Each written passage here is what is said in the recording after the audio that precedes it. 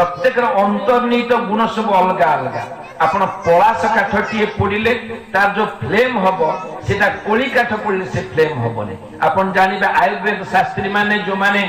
आयुर्विज्ञान ने कहते एटा क्वाथ करा जीवन एटा अस्वस्थ काठ रे पोड़ा जीवन नल हम तो गैस रे बसई दियंते फ्लेम तो गोटे ना नहीं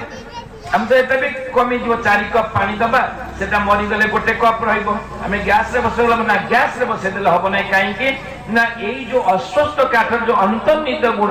से गुणटी मध्य ता सहित मिसिबो एवं औषधीय गुण सृष्टि करिवो सेतमे प्रत्येक काठर गोटे अंतर्निहित गुण अछि जोड़ा कि हमर वायुमंडल को परिष्कार ए जो भावना जो कुष्ठित कदाकार भावना खराब चिंताधारा को नष्ट करबा पई सेटा सृष्टि हेताय से कौन करे ना यही जो 3टा जिनस मिशिला घृत समिधा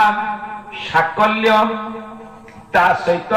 शब्द तत्व 3टा उत्ताप तत्व शब्द कह शब्द ये जो वेद मंत्र वैदिक मंत्र प्रचंड ध्वनि तरंग ये मध्य अंतरिक्ष गला एवं ता सहित आमर भावना ये सबुड़िक मिशिले गोटे विराट प्राण ऊर्जा उत्पन्न करिवो आपण भाबे नौकुनी यज्ञ करा होची ए कोन टिके घियो पड़ी दोचंते कोन टिके साकल्य पड़ी दोने कोन एते उपकार हबो आपण भाबी परिबेले ए अंतरिक्ष जगत में कोन कोन हेई जाउची बोली आमे उदाहरण दे जानि परिबे आपण कुकुडाटी कुकुडा अंडा तो देखि दिबे आपण माने जो दिन कुकुडाटी अंडा दबो सना फटे देबे फटे देले कोन होची खाली पानी बाहुच ना नहीं कुकुडाटी अंडाटी फटे देले पानी बाहरिबो खाली किंतु सेटा तो कुकुडा भीतर 21 दिन रही जाउची फॉर्मेशन हेई जाउची सेते थंट गोड़ होई गोटे कुकुडा बाहुची ताले सेई जल भीतर तत्व थिला ना नहीं से जो कुकुड़ा अंडा भीतर ये जो थंट गोड़ हाड़ गोड़ सब थिला ना नहीं से तत्व रही दिशिला कि हमको दिशी नथिला से प्रकार भाव आम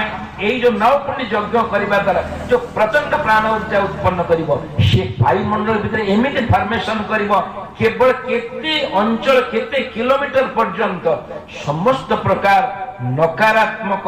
एवं समस्त प्रकार कुतत्व को से नष्ट करी एक दिव्य तत्व भरी देव।